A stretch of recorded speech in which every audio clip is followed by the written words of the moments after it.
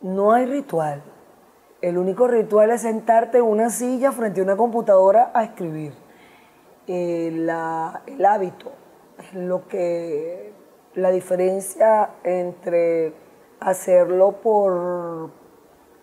porque te dio nota en un día específico y hacerlo, escribir o realizar historias o guiones de un modo profesional. Pues la única diferencia es la rutina, es el compromiso, es ya el hecho de tú saber que todas las mañanas te vas a levantar, te vas a sentar y de ahí pues es un trabajo de 12 horas mínimo diarias en donde tú te vas a dedicar única y exclusivamente a pensar, a reflexionar, a entender tus personajes, a también indagar en ti, indagar cuál es el eco que está haciendo un tema en ti, cuál es el eco que está haciendo en ti, que produce en ti pues, tal o cual personaje que tú quieres recrear. Pues algunas veces quedan en ti imágenes como flashes, ¿sabes? Imágenes que quedan contigo, una frase o una anécdota, un momento, y tú te quedas con esa idea. Y pues hay que tomarse el tiempo para sentarte a reflexionar por qué tú estás pensando en esa idea, qué es lo que significa para ti, qué hay detrás, qué sentimientos te activa, qué ideas te genera. Y bueno, cuando ya comienzas a trabajarlo, cuando comienzas a redactar, cuando comienzas a vaciar esa información por escrito y comienzas a direccionarlo hacia una historia, hacia un guión, pues te dedicas a ese proceso de investigación que es necesario también y de diseño del guión, pues que se lleva su tiempo. Y reitero una vez más, al que le gusta volar, el que le gusta ir rápido no se puede dedicar al guión. Esto es un trabajo en donde tienes que tener es un proceso en donde tienes que ir despacio, es más como navegar, se parece más a navegar, y tienes que tomarte el tiempo para entender, para diseñar, para esculpir, para buscarle todos los detalles y que eso sea cónsono y que tu historia quede redonda. Y puedas entonces ya dedicarte a la otra fase que es la realización. Ficción. Yo escribo, dirijo para ficción. El documental para mí fue una experiencia, es decir, probar, acercarme al lenguaje. Me funcionó muchísimo. Me permitió conocer una metodología de trabajo completamente diferente. Y eso es valioso cuando uno quiere precisamente como conocerlo todo dentro de la materia a la que uno se dedica, ¿no? El cine, la realización. Entonces, para mí fue eso, una exploración, hacer un documental, acercarme a otra forma de lenguaje, otra forma de contar una historia, un cuento, acercarme a una manera, a una metodología diferente de realización, de producción. Eso me permitió el hecho de acercarme al documental, ¿no? Pero sin duda mi línea de trabajo es la ficción. Mi pasión es decidir un personaje, un tema y desarrollar una historia en ficción, realizarla. Eso es lo que me interesa y con lo que me identifico. Lo que le falta al cine venezolano es inversión económica. Yo pienso, estoy convencida, lo digo con una seguridad absoluta, el nivel que hemos alcanzado en cuanto al aspecto técnico, estamos absolutamente a nivel competitivo de cualquier otra cinematografía mundial. En cuanto a temáticas y géneros, ya hay una apertura, una amplia variedad de oferta que le podemos hacer a los espectadores nacionales e internacionales,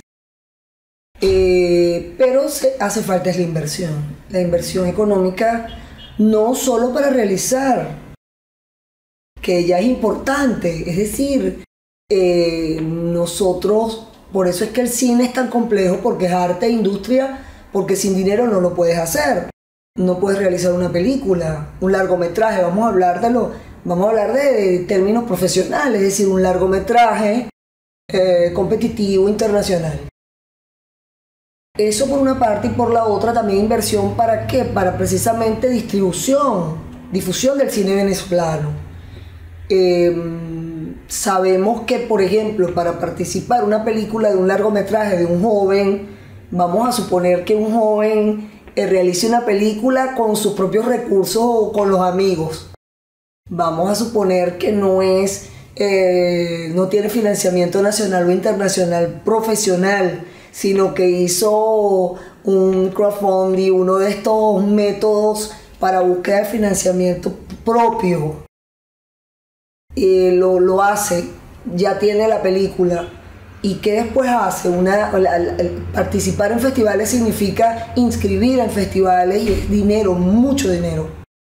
Un dinero que se necesita para no solo aplicar a los festivales, sino también para todo lo que tiene que ver con lo que significa esa participación, es decir, ir a hacer contactos, tener un buen dossier de venta, y todo eso significa inversión económica, significa dinero. Entonces hace falta rescatar la producción nacional. Desde hace un par de años no tenemos el financiamiento del Centro Nacional Autónomo de Cinematografía para largometrajes. No me refiero a corto, no me refiero a desarrollo de guión, etcétera, o desarrollo de proyecto, que sí está ahí, que ya se rescató. Pero estamos hablando de la presencia del cine venezolano a nivel internacional a través de un largometraje. Entonces, hace falta nuevamente rescatar el financiamiento al largometraje nacional y inversión para su promoción, difusión, distribución internacional, nacional e internacional. En la pregunta súper pertinente te voy a responder desde dos puntos de vista o territorios que son importantes abordar. El primero es los fondos regionales. Deberían existir fondos regionales de financiamiento. En una época, en un periodo, por ejemplo, por ponerte un ejemplo, existían fondos en Caracas. Las alcaldías tenían fondos para realizar cortometrajes. Eran otra fuente de financiamiento. Eran otras convocatorias que no tenían que ver con el SENAC. Debería existir lo mismo en las regiones. Las regiones deberían tener financiamientos regionales. Las alcaldías deberían apoyar. Imagínate tú si cada alcaldía, por ejemplo, tuviera una convocatoria, hiciera una convocatoria anual para promover, para apoyar cortometrajes regionales. Imagínate en la vanguardia de nuevos realizadores en cada región. Sería fantástico. Por eso te comento que, en primer lugar, esa es tu pregunta, funciona para responder en esa área específica de financiamiento regional, que sí debería existir un financiamiento específico para las regiones. Y ojo, también contando que las regiones participan en la convocatoria nacional. No es que queden excluidos, no, sino que tengan otras opciones. Eso por una parte. Por la otra, yo entiendo la angustia de que venga un muchacho, y ahorita se está dando mucho del exterior, por ejemplo, venezolano que se fue a estudiar en otro país, cine, y viene a filmar su corto o su largo, su documental. Y muchas veces el búnker de operaciones está en Caracas y de Caracas sale todo el equipo a las regiones. Entonces tal vez yo entiendo la angustia de, bueno, pero ¿por qué no darle cabida o por qué no darle oportunidad a esos grupos regionales para participar en los proyectos.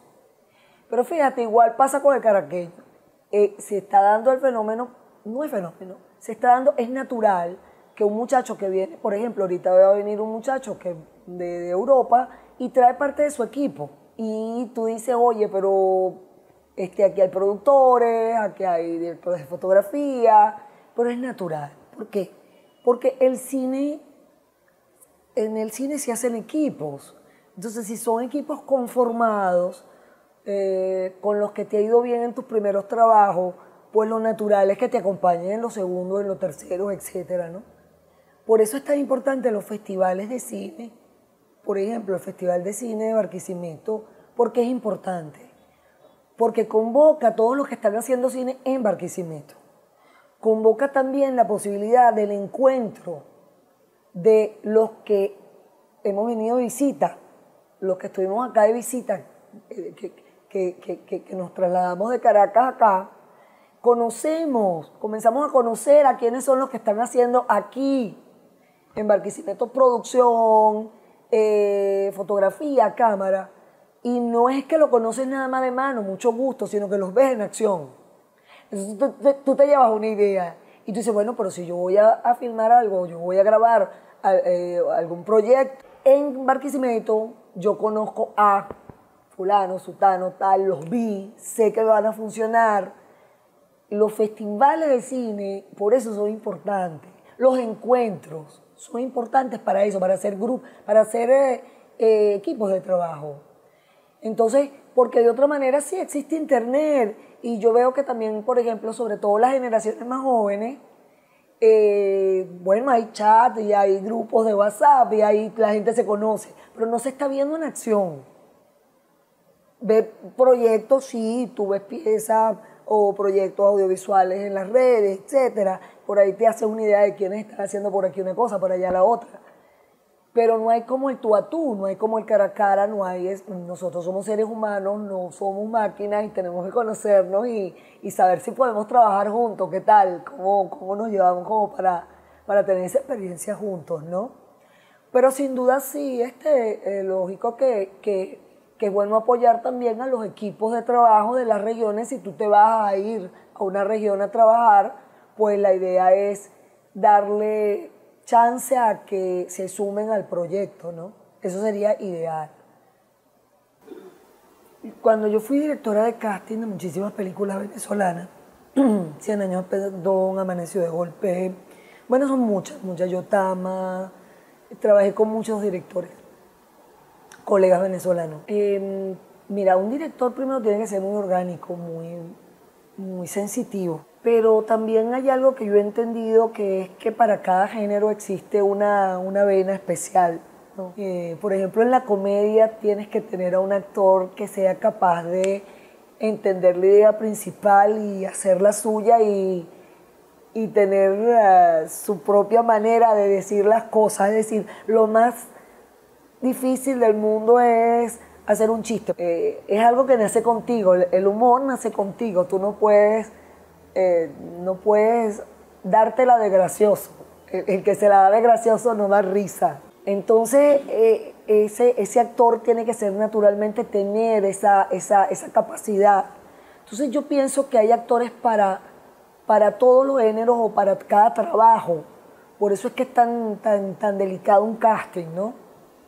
Un actor, por ejemplo, que se dedique que quiera tú vincularlo a una película de suspenso o terror, tiene que ser muy visceral.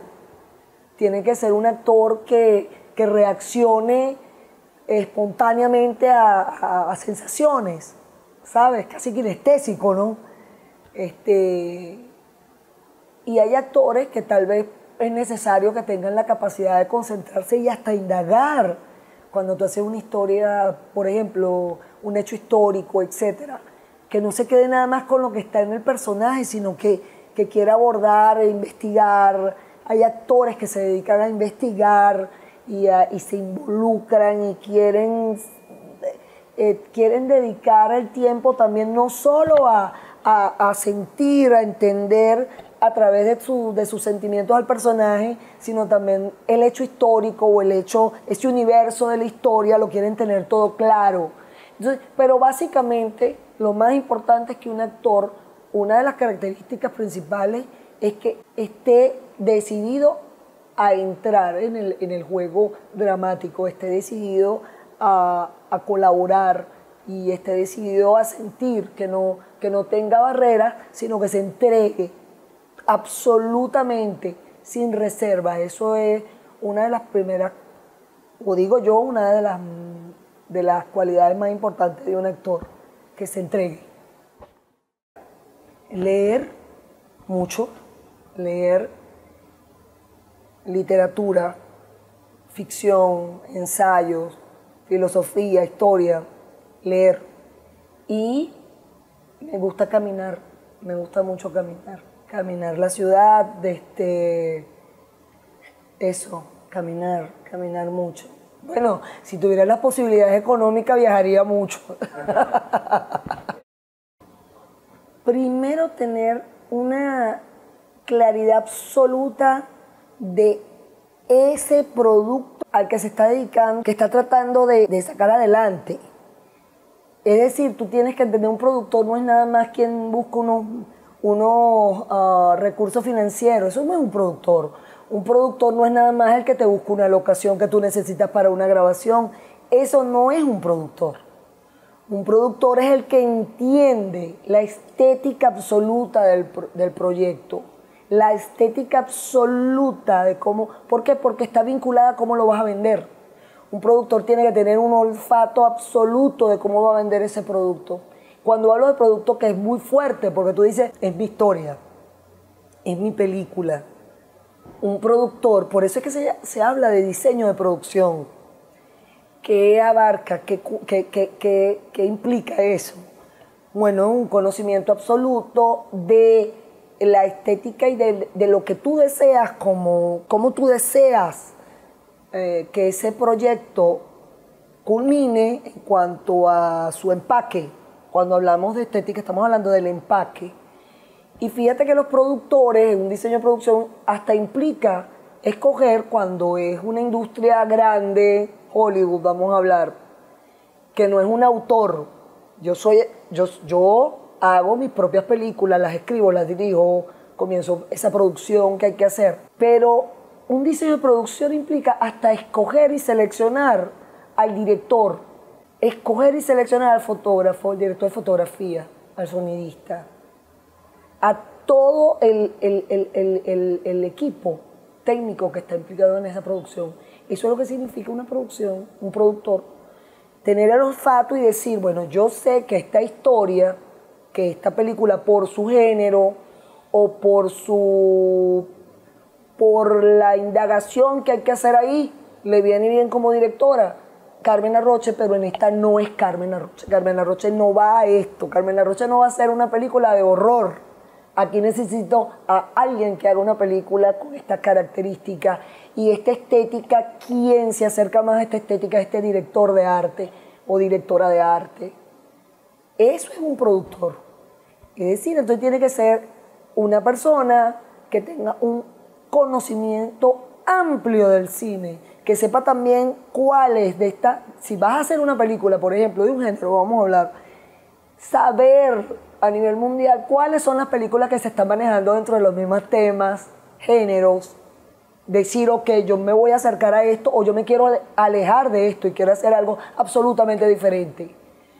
Entonces, una persona que va más allá de escoger una locación, es una persona que va más allá de buscar financiamiento, es una amplio conocimiento de la industria cinematográfica y del empaque de película que quiere hacer para poderla distribuir, para poderla difundir, para poderla vender, porque al final de todo un productor tiene que, la palabra lo dice, producir y vender. Si no vende, entonces algo está fallando ahí.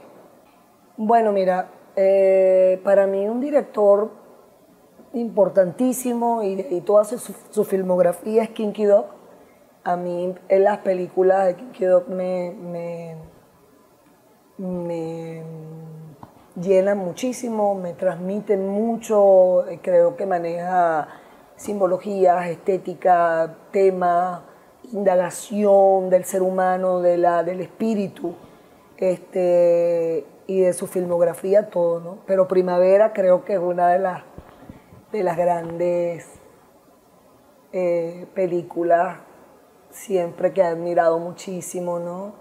Y Kubrick como director lo admiro muchísimo también porque además Kubrick tiene la particularidad que se paseó justamente por todos los géneros y eso es algo dificilísimo. Entonces tú dices, ¿cómo hacía para pasar de un suspenso Resplandor a Odisea del Espacio, a, ¿sabes? Tú dices, pero ¿cómo hizo? Porque cada género tiene sus propias leyes, sus propias características. No, y no me refiero nada más en cuanto a la dramaturgia, en cuanto a la escritura del guión, me refiero a la dirección, a la estética, etc. Entonces, ahí tú puedes sentir que hay un director que indagaba, que estudiaba y que estaba dispuesto a abrirse a experimentar. Entonces me parece que él como director es fantástico, fue fantástico y bueno, tiene absoluta mi admiración, ¿no? Y, y hay muchas películas, ¿sabes? Hay como, a mí me gusta ver de todo, verlo todo y creo que hay películas para cada momento.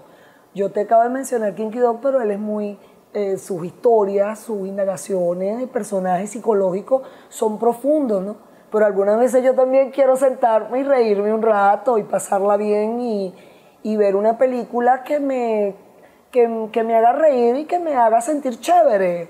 Entonces el cine es para todo, no tiene que ser nada más un cine autoral. Pienso que hay momentos para todo, ¿no? Y a mí también me gusta acercarme a otros géneros que tal vez no son los que veo como constantemente, pero sí que hay momentos para todo y también celebro el cine que nos hace reír y que nos hace desconectarnos un poco y pasarla bien. Tiene que existir. Yo siento que esa es la libertad.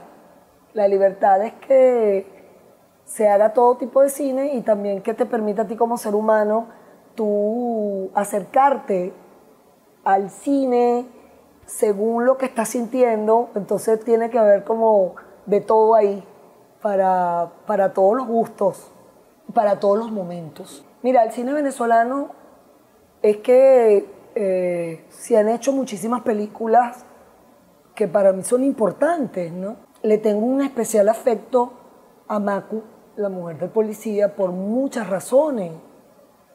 Porque me parece que Solveig Hohenstein, a quien admiro y considero una maestra, hizo una película importante, una exploración de un universo, se acercó a ese universo sin censura, pero con honestidad.